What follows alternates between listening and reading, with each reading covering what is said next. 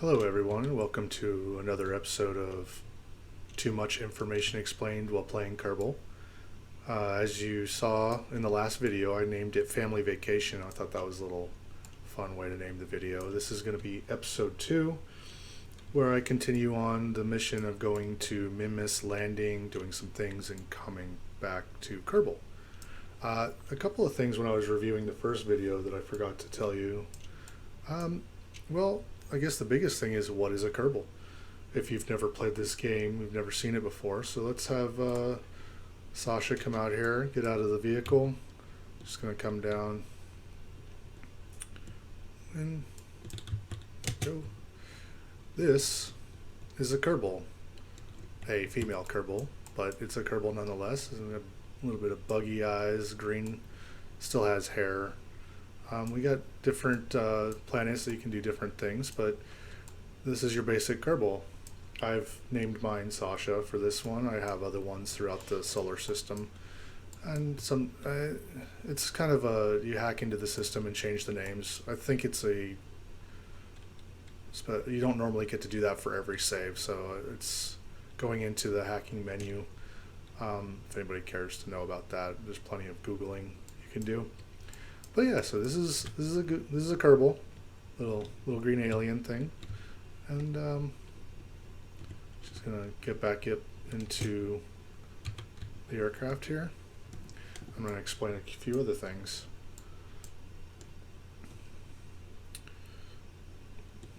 And we are gonna remember that I am not an astrophysicist. I am not an astronaut. I am not any of that. So all my information is probably wrong, but this is the flying around the solar system according to Drew. So if you look over here, we have 1529 m/s. That means meters per second. So when you normally get in your car and it says you have 400 miles to empty, that tells you can go 400 miles before you have to stop at a gas station. As you can imagine, you can't just pull over and stop at a gas station in space.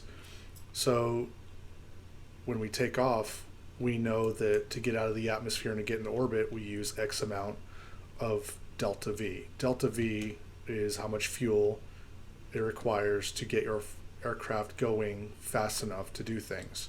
So meters per second means, or sorry, m/s means meters per second. So if you needed to go 2,000 meters per second to change an orbit, or to go closer to another planet, or to get back from somewhere, that's what it says, 1,529 meters per second.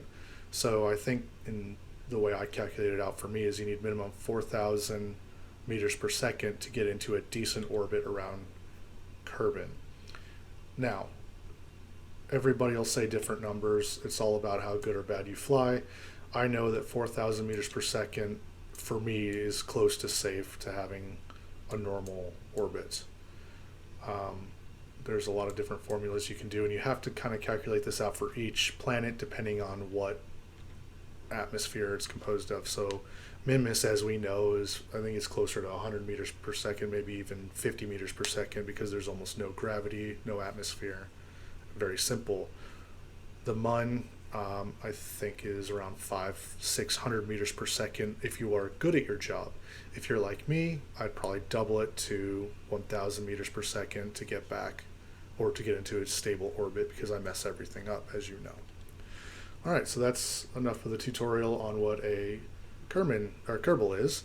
We are going to exit, we're going to revert the flight to vehicle assembly, and then we're going to go and have a look at the solar system, because that's another thing I didn't explain. Was I kind of said, hey, this is Kerbal. Or Kermit, this is Kerbal, the planet, almost like our Earth. The green lines, I wonder if I can get rid of all this. Turn that off. Okay. So here we have the home planet, and then those are the Mun, the two orbiting moons. So we have Minmus and the Mun. We've already talked about those briefly, and you can see the plane of orbits. And then we scroll out, and we want to go to the sun, right? So I wonder, a lot. Okay, so there we go. So we have the sun, and then we zoom out, and this is the Kerbin solar system as according to the game. We have 1, 2, 3, 4, 5, 6, 7 planets circling around with. Some have one moon, others have no moon, some are gas planets.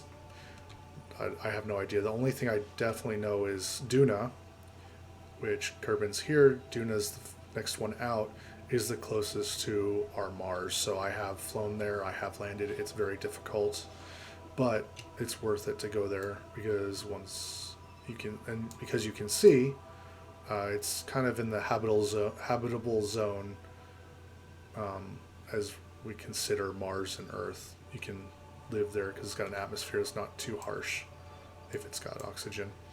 But this is the only planets in the system, or in the game.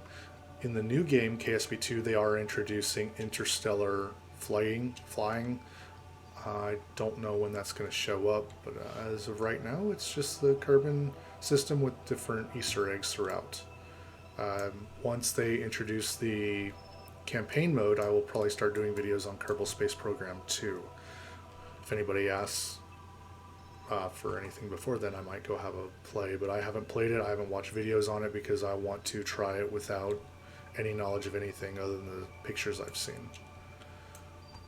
Alright, and there's more explanation for that.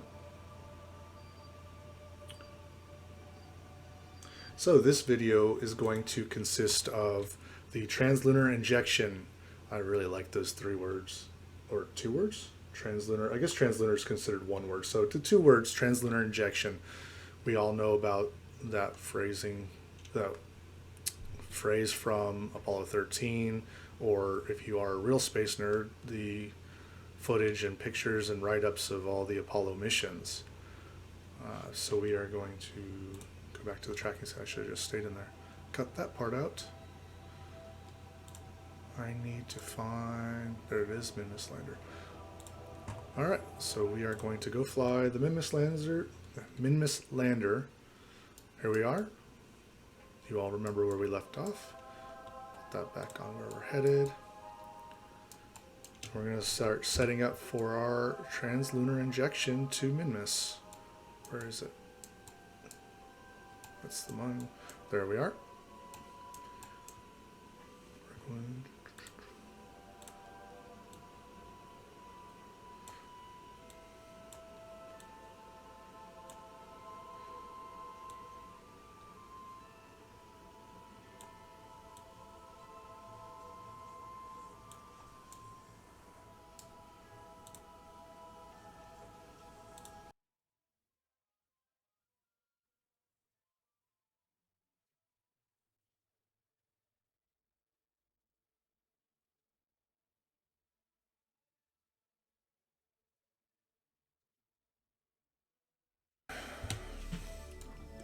Okay, so we got our maneuver all set up here. It's not exactly where I want it, but when you get farther out in space, you can make bigger maneuvers with less fuel.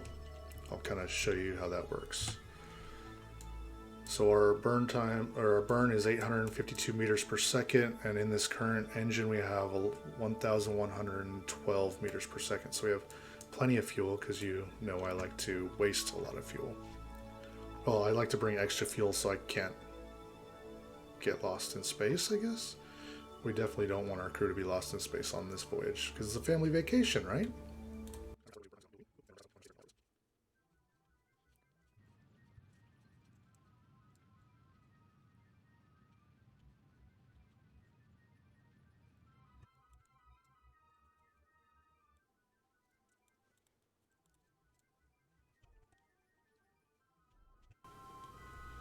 Alright, so we had couple of mishaps, but that's why we have bring extra fuel. So one thing I'm going to do is do some fine tuning.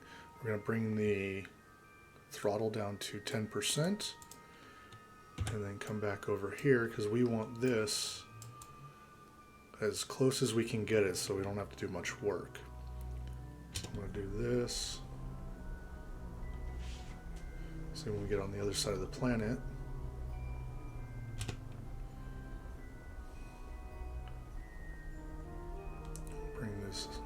expected line over to the other side.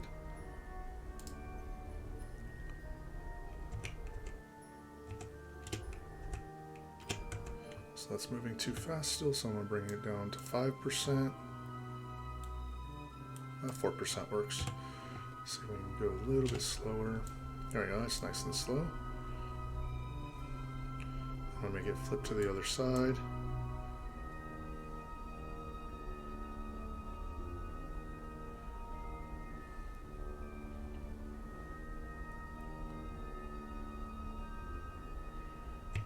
Okay, I guess 12,000 is good enough. I mean, I generally like it about 10,000 meters. It was just 10 kilometers above.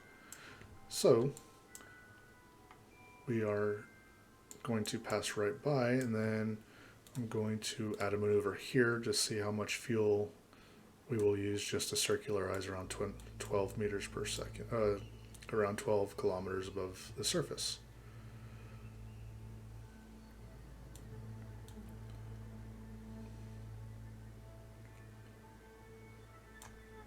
So let's circularize around 12. That's going to use 163 meters per second, and over here we can see that we still have 251 meters per second. So I will be able to take this engine all the way there and then save all the fuel for landing and taking off the next time. So I'm going, and also have a look down here. The start burn is in 7 days, so it's a 7-day journey in Kerbal time to get here. So we're gonna get the focus back. I can't remember how to focus backwards. I could look it up, but we're just gonna run this. So we have a big, huge slingshot all the way here. I'm gonna fast forward. Where's the sun? Sun's there. I'm gonna fast forward to here so we can get some light. And we'll have a quick look at the ship. It is facing backwards for the slow down burn, I guess you call it, the burn to circularize around Minmus. But there's the sun, there's Kerbin. Bye, Kerbin. We can do a little time-lapse watch of Kerbin leaving in the distance. See you later. It was fun.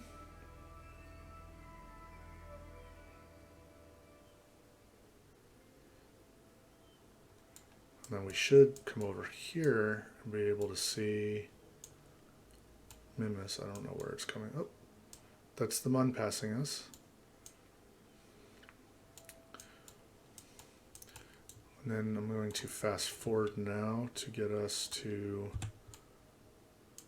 Minmus encounter. Minmus is over there. We're just going to fast forward warp here.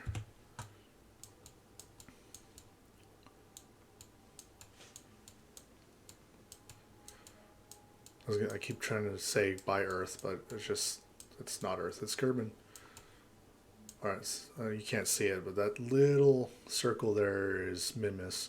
We still have 1 day. So I'm going to zoom in here and get it all the way to here. Warp here. Generally speaking, you just warp to the next maneuver so you're not spending all day playing the game.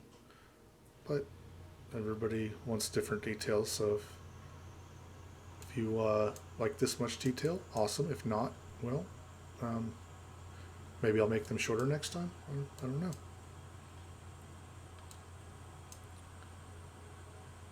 So there's Minmus coming into view. We still haven't gotten into the... We're going to zoom through to where it becomes our sphere of influence.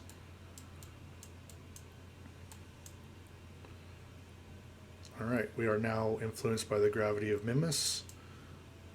You can see it coming in there. Normally I'd like to have a nice horizontal...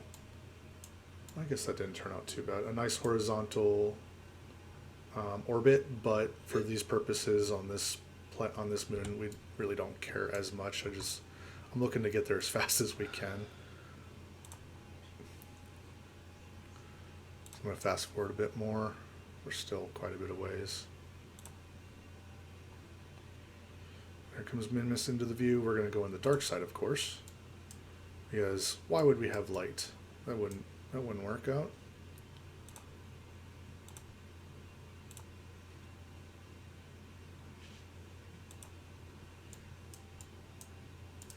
forgot, I want to turn the engine up so we don't have to burn for 6 minutes.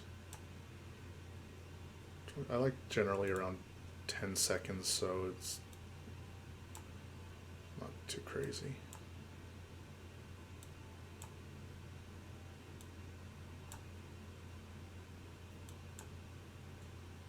I guess we're gonna get 12. Lucky us.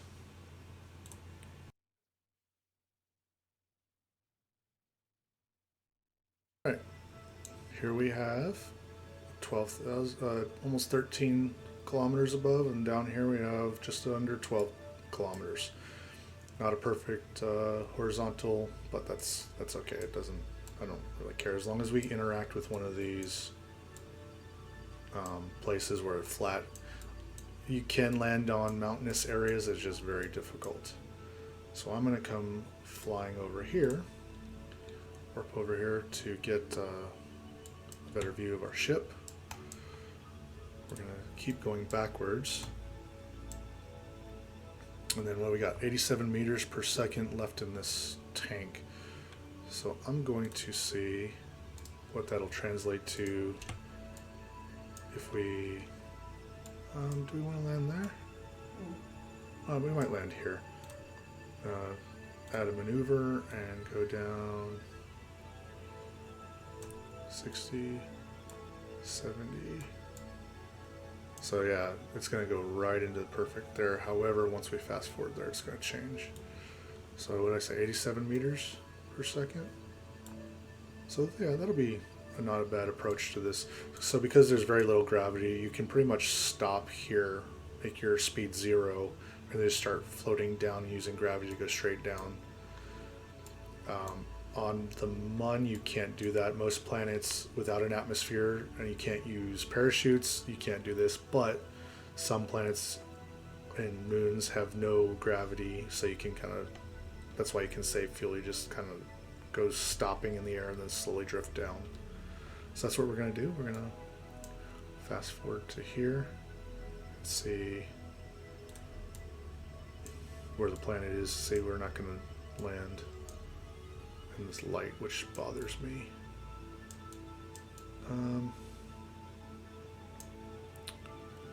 We might try again because I want to land in the light so you guys can see. Warp here.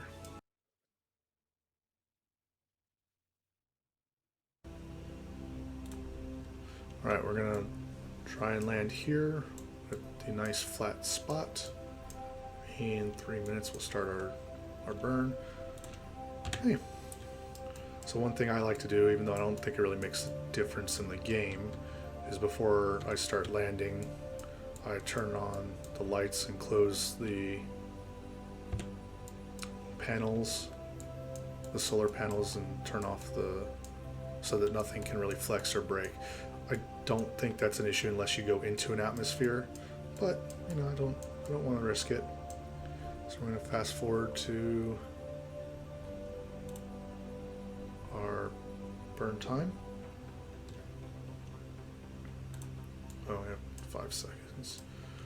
We're going to drop that down to double it.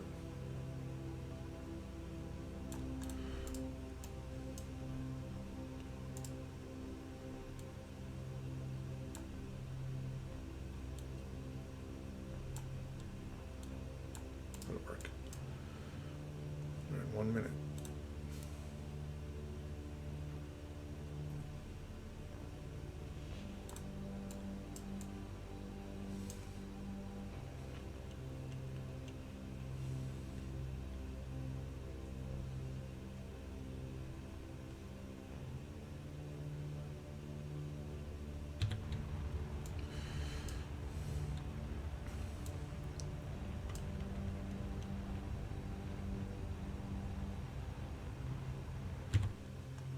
Alright, we are done with our burn. We can have a look. That's supposed to land right around the plane, the flat plane. Another thing I like to do is I don't like to disconnect anything until it's going to run into something and explode. Otherwise, I have a bunch of floating space junk.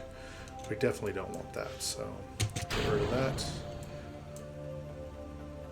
These I think are 20%, which I want.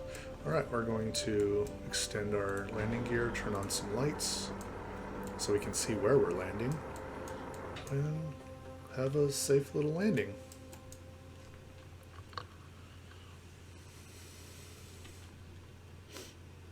I'll turn that to mountain so we don't hit something.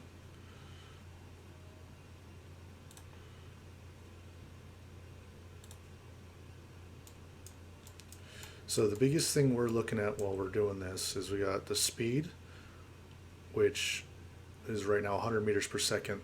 Most gear we have here can only handle 5 meters per second. 5 to 10 meters per second landing. So anything more than that's going to break stuff. So we definitely don't want that. Where's the sun? The sun's up there. That's there. So we definitely don't want that. So we're looking at the altitude and the speed. So we're at 5,000 meters. So 5 kilometers in the air. We're going about 100 meters per second. That's pretty quick. So I'm going to see how quickly we can drop some speed. Not very fast.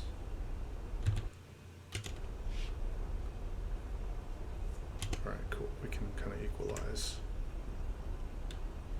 So the thrusters, we don't want them at 100% because then it'll just burn off all of our speed and we'll go flying all over the place and it's very hard to control.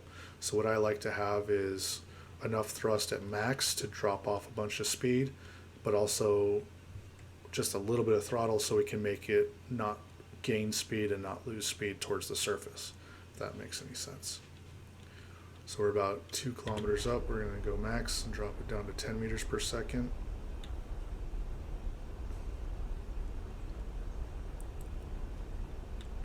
This is the tedious part. I didn't do a save, that's a bad idea because if you crash... Oh, cool. Interesting. I guess when you run things into planets with seismic sensors on them, it registers data. Good to know. Good to know. So we're also keeping an eye on our meters per second over here because we have the engines turned down. It lasts a lot longer. I think I said a good rule of thumb for taking off and getting back home is about 300 meters per second. I can generally get back home easily. Alright, we're almost down to 1 kilometer and we're picking up speed again. Just taking it nice and slow. Use the slow and steady wins the race. Don't want to go too fast and crash in because I've done that plenty of times. Alright, we're about 800 meters. Slow it back down. Okay, so here's the part where I get a bit nervous.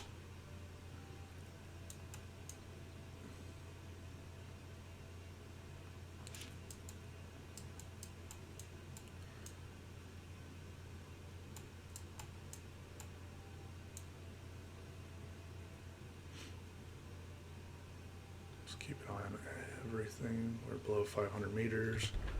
Bring that back down to 10. Now I'm going to start using thrust to bring it to about 6 meters per second and try to hold that. So that's the sweet spot. 150 meters. Slowing right down, I give it a little bit more. You hear explosions of the pieces I shot off on the mountain. Alright, now we're at 4.5 meters per second. Okay, so 50 meters is actually kind of the perfect speed. And then cut it off. Oh, perfect. Alright, we're going to turn off SAS. And we're going to turn off the engines so we don't accidentally light the engines while we're in the middle of stuff. Put our solar panels back out. And there you have it. We landed on Minmus. Going to have the next video. Well, you know what? We're going to do this. We're going to fast forward a time lapse. And then we're going to have a look. Look at that. Just watching watching the sun rise and set on a different planet, on a different moon. When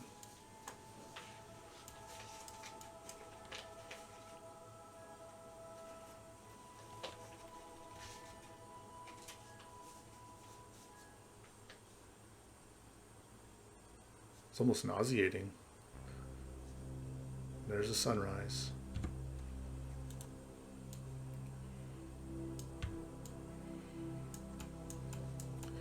When on the next episode, we will have our Kerbals. Let's see who we got here.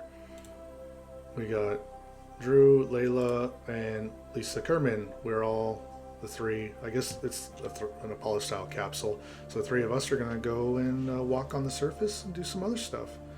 Thank you for joining me on this little voyage. And if you got any suggestions or thoughts, or you want to see something specific, please put a comment down the bottom. Until next time, I will talk to you all later. Bye.